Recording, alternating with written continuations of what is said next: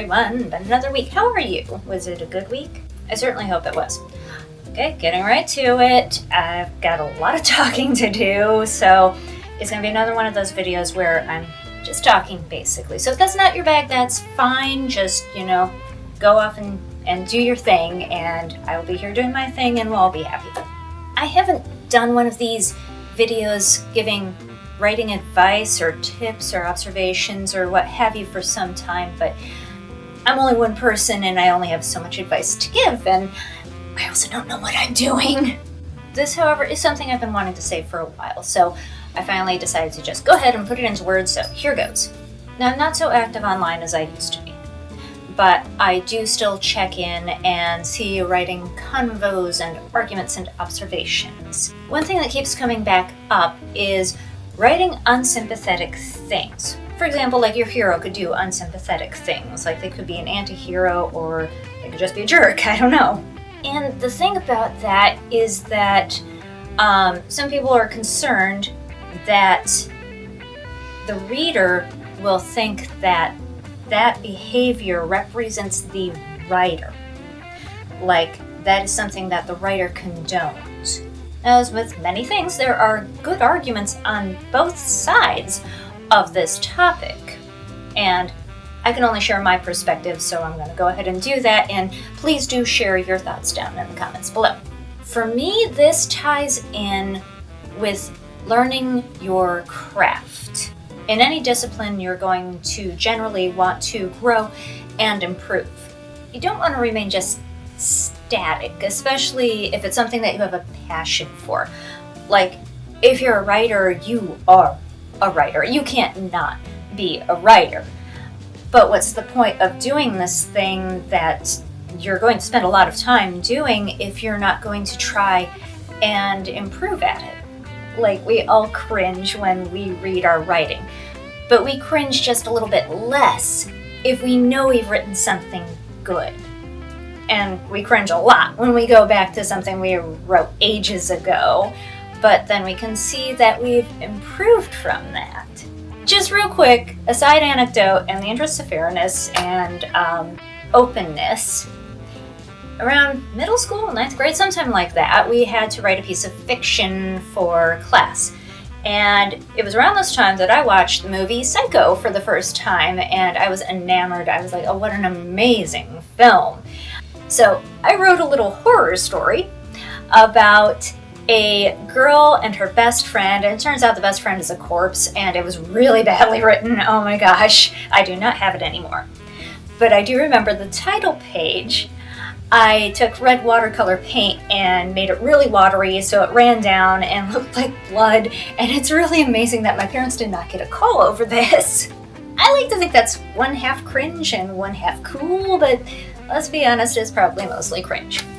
My writing has improved over the years. I can say that definitely, and especially because I have tried to push myself to get better. Now, what do I always say at the end of my videos? You probably don't know because they aren't very popular, but that's okay. I say, watch more movies, read more books, and that's why. Experience the stories that life has to offer. And yes, I guess talking to other people in person could be another form of that, I guess. It's not just the stories themselves, it is the way they are told, and that is something that is not often pointed out. That's basically your writer's voice. And an important way to develop your own voice is to experience what other people have to say and how they say it. And that not only informs your voice, but your dialogue. It's really helpful. Bit tangential on that, so I'm going to come back around to the point here, which is cringe. Making your work less cringe is all part of the process, and that's not to say that cringe can't be part of the story. But there's a way to show that although this is part of the story, it's not cool. Like, you could have your villains do the awful thing, or you could have your hero do the awful thing, but then have them learn that that is an awful thing. And preferably have them apologize and then follow up their actions to suit their words, showing that they have learned and this is indeed an awful thing, etc. There are really many ways of doing it, and the best way for you and for your story is something that you'll have to find out for yourself through practice, experience, and lots of beta readers. For myself, again, in the interest of fairness, I'm going to go into particular ways my own work has been cringe. I am not proud of this. But for my own work, beta readers / table readers, if you're doing a play, they have been invaluable. And here's why. Here's my incredibly cringeworthy issue that has happened in a couple of stories I've written. I have made violence against women a plot point. And it's not really touched on that it's wrong, which it is undeniably wrong. But it's not made so much of, like, it's there to move the plot along. And that is incredibly wrong. This is one of those things that there is too much of it in the real world to just brush it aside. This is an example that's a bit on the heavy side, but that makes it an especially good one. And the worst of it is that in both cases, I didn't realize it until it was pointed out to me by beta readers. And in both cases, I immediately realized, hey, they're right, oh my god. And I apologized profusely and thanked them for bringing it to my attention. But in both cases, they didn't seem entirely convinced that I was convinced, which makes sense. They don't know me. They only know what they were reading in the story and, maybe my hyperactive posts online. But other than that, they don't know me personally. So they kept coming back to make their point several times, even though I had gotten it. But again, they couldn't know that for sure. So let me repeat that.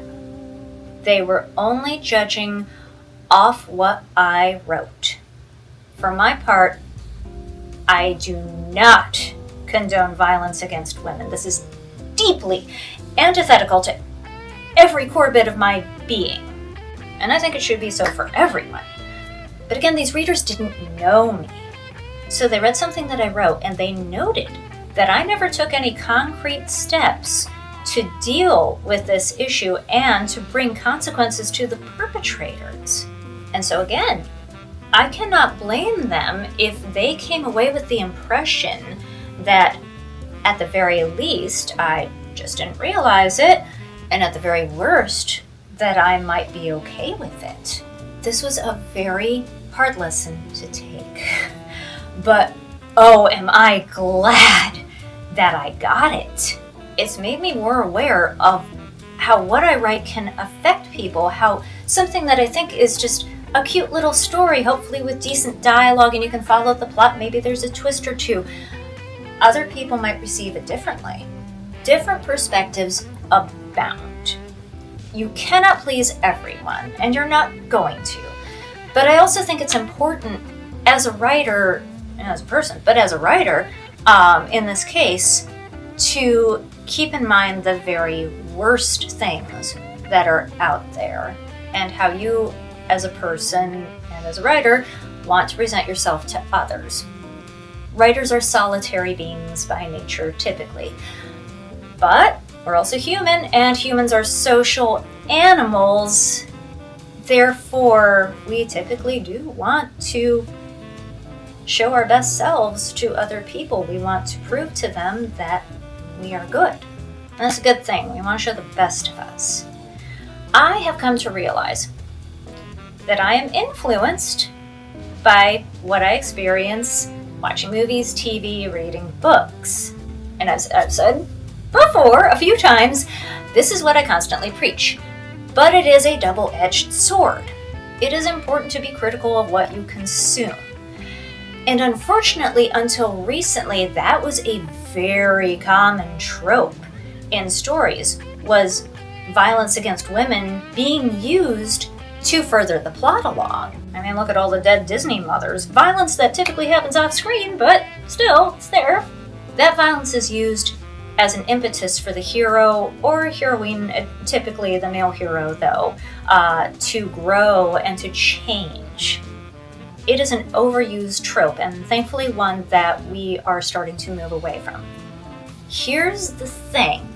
When you are in the midst of a thing that is like an accepted way of life by all those around you, you don't tend to question it until others around you start to question it. And then it kind of hits you like a brick between the eyes, and you're like, yeah, why do we do that? It's also kind of the same thing with male protagonists. I tend to write male protagonists. And I always thought this was just because I don't really understand other women. This, I feel, is not so much that there's a distinct proliferation of male protagonists in literature historically, but for me, it was that I felt I didn't understand women. One more little side tangent on that. I've come to realize that I am most definitely some type of neurodivergent, and women are trained practically from birth in our society to be subtle about social cues. I don't pick up on social cues that are subtle, and males tend to be trained to be more direct. Of course, if women are trained to be subtle, then that feeds the myth of that's just how women are, and I could write an essay on this. But it isn't true. Women are human. And if I'm making excuses like that, then I am holding myself back as a writer. And I don't want to do that.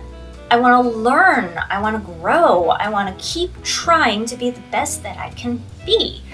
It's never going to happen, but it's worth trying for.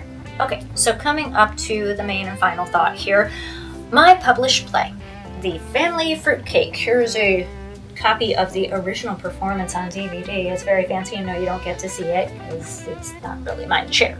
This is what is termed a bread and butter play.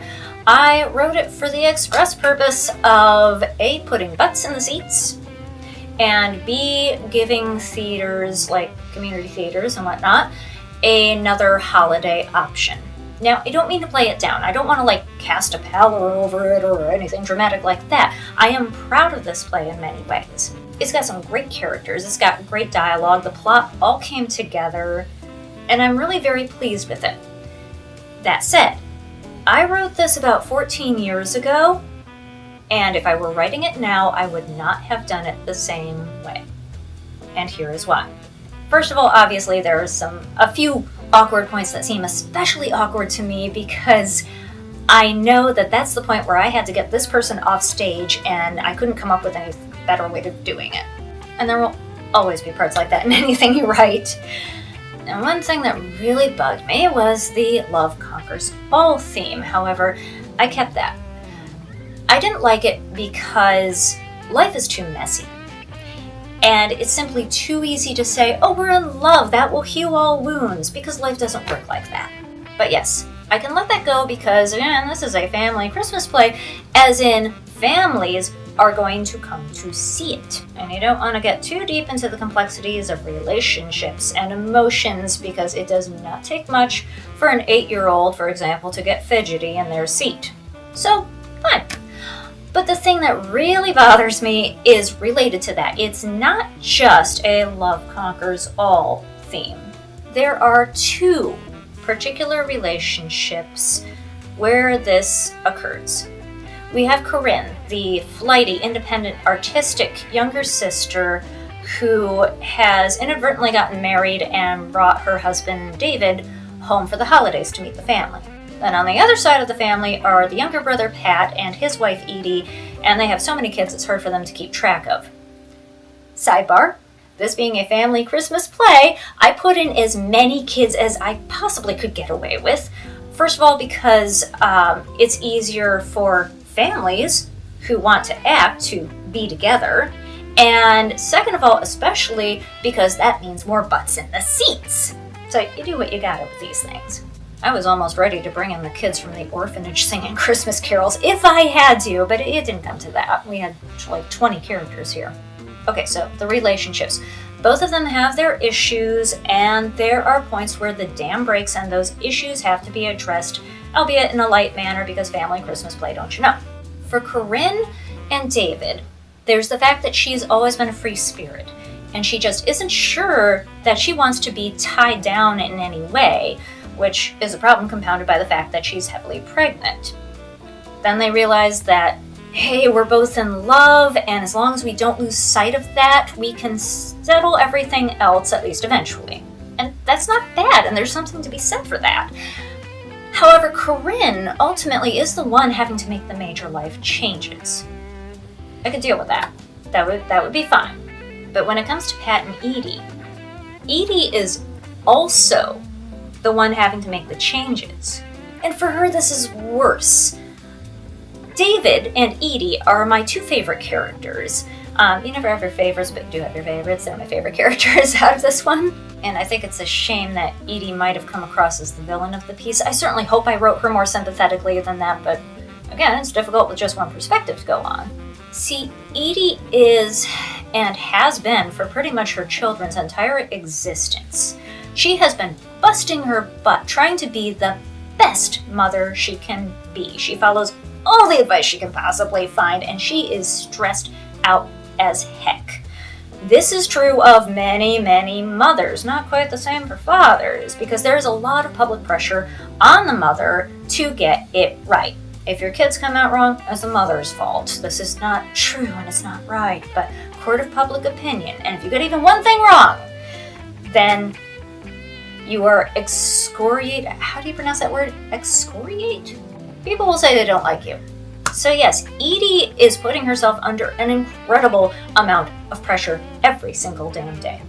Now, to his credit, Pat is decently cool. He does his best to accommodate her, even with her being so stressed out about everything, even when it seems a ridiculous thing to him.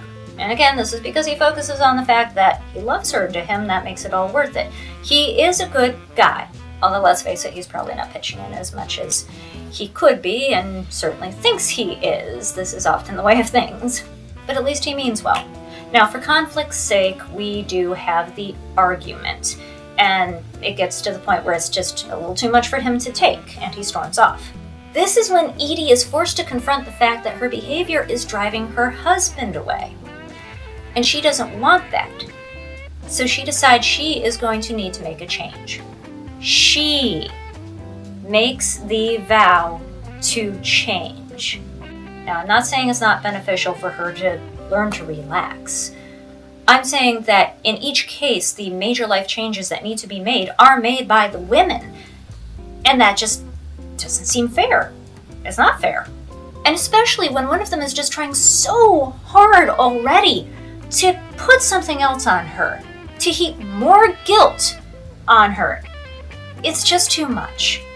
And I am sorry I did that. Like many writers, my characters are very real to me, and I sympathize with Edie. She did not deserve that.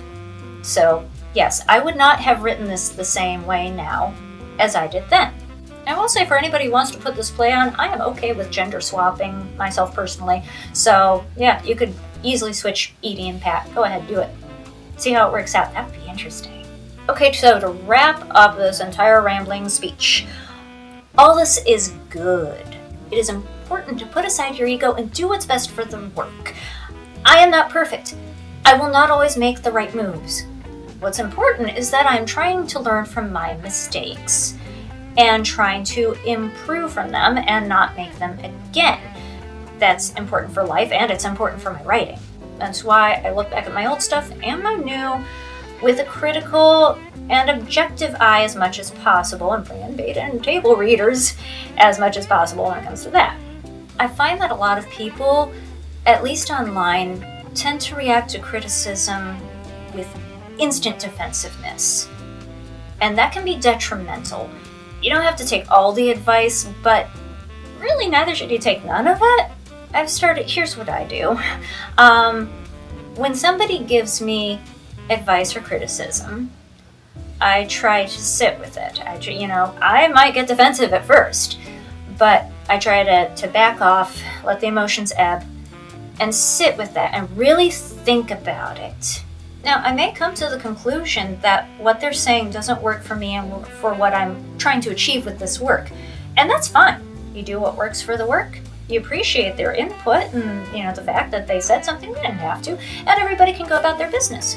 But other times, you may realize that they have a really darn good point indeed. It may not always hit you like the brick between the eyes, but it still may be, that's something to consider. And plus, it's important to remember that some people are not good at stating things through writing. You can usually tell if something's straight up abusive, and that's not criticism, that's abuse. That's unacceptable, sure. So you can definitely disregard that. But there are also plenty of people who genuinely want to help. It's just that their comment is stated in such a way that they, never in a million years, would have thought that it could be taken any other way than how they meant it. But that's not how you read it. This happens a lot from what I've seen. Perspective! Okay, so I've talked for a long time. I'm sorry, I had a lot to say. I hope you stuck with me, and I hope this was an interesting topic to ramble about. Please do put your thoughts. I like to hear the different thoughts. I like to hear the different perspectives on criticism and all that. You have critiques, do let me know. Sure, why not? And in the meantime, watch more movies, read more books, and think about them. Really think about them. And learn as much as you can. And then go and write and find your voice. And take care of yourselves and each other. And I'll see you next week. Bye now.